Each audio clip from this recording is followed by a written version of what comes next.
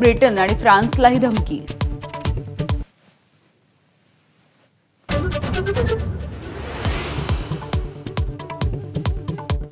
येत्या 24 तासांमध्ये राज्यात मुसळधार पावसाची शक्यता. रत्नागिरी, रायगडला अतिमुसळधार पावसाचा इशारा, तर मुंबई उपनगरामध्ये पावसाचा ऑरेंज अलर्ट.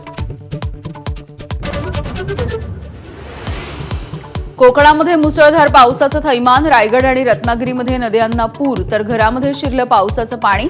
जिल्ह्यांना रेड अलर्ट जारी. विठ्ठल भक्तांसाठी खुशखबर. पंढरपूरमध्ये आजपासून दर्शनासाठी मिळणार टोकन. तासनतास दर्शनासाठी ताटकळत राहणाऱ्यांना वेळेत दर्शन मिळणार. महानगरपालिका निवडणुकीसाठी महाविकास आघाडीमधील पक्षांनी कंबर कसली. शरद पवार यांच्या राष्ट्रवादीचं मुंबईच्या घाटकोपरमध्ये शिबिर, तर ठाकरेंच्या शिवसेना शाखा प्रमुखांची 11 वाजता शिवसेना भवनामध्ये बैठक.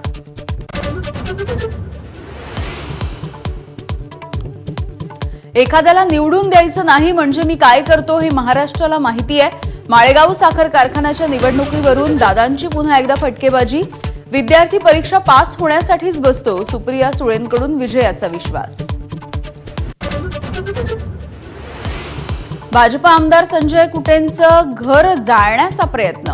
अतिवृष्टीमुळे झालेल्या नुकसानीची भरपाई न मिळाल्यामुळे शेतकरी आक्रमक. विशाल मुरुख या शेतकऱ्यावरती गुन्हा दाखल. ऑक्टोबरपर्यंत शेतकरी कर्जमाफीची तारीख जाहीर करण्याच्या अटींवरती बच्चू कडू यांचं अन्नत्याग आंदोलन मागे. सक्त वसुली न थांबल्यास झाडाला बांधून ठेवू, कडूंचा इशारा.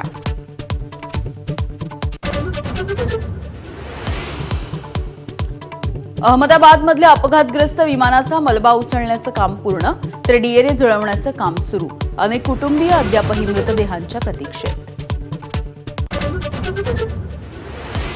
अमेरिकेमधून भारतामध्ये सोन्याची तस्करी. एअर इंडियाच्या क्रू मेंबरला डीआरआयकडून अटक. 1,41,00,000चं 1,373 ग्रॅम सोनं हस्तगत.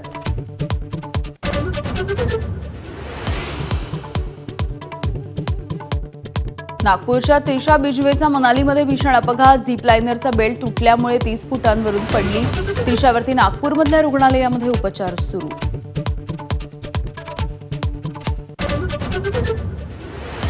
पंतप्रधान नरेंद्र मोदी आजपासून सायप्रस, कॅनडा आणि क्रोएशियाच्या दौऱ्यावर. ऑपरेशन सिंदूरच्या नंतर प्रथमच मोदी आणि डोनाल्ड ट्रम्प यांची कॅनडामध्ये भेट होणार.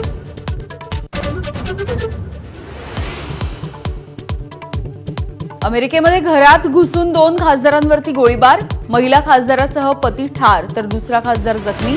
हल्लेखोर पोलिसांच्या वेशात आल्याची माहिती.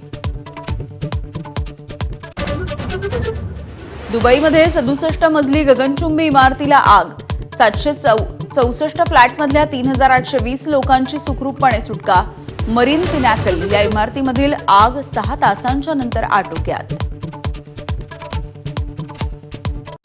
Headlines brought to you by Chitale बंधू.